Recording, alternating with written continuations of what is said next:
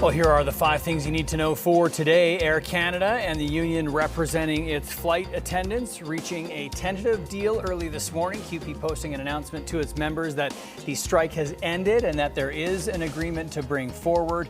It also states that they must fully cooperate with resumption of operations. This comes after 3 days of job action by flight attendants who had been picketing outside of major airports across the country. More than 1,700 flights have been canceled since Saturday, impacting about 500,000 customers.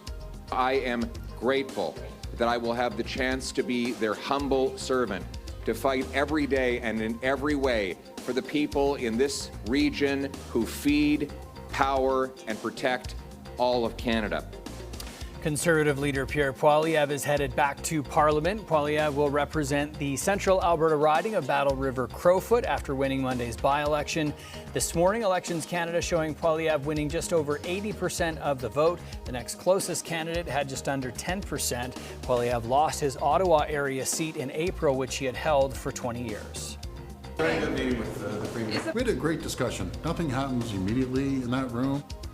Prime Minister Carney and Ontario Premier Doug Ford are giving their meeting in Ottawa Monday rave reviews. Carney and Ford's meeting focused on making Canada more globally competitive. They also talked about the automotive and steel industries, as well as the future of the AI sector. Trade Minister Dominic LeBlanc was in the room for the meeting, but left without answering questions about the state of negotiations with the U.S.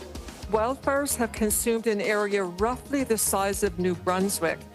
And to put it in perspective, this is about double the usual average. Now, this year has been one of the worst for wildfires in the country, and things don't appear to be improving. Government officials are warning of an increased risk of more wildfire activity, with above average temperatures persisting over the next 3 months in much of the country. Currently, there are more than 700 wildfires burning in Canada. 68 of them are considered out of control. When it comes to security, there's going to be a lot of help.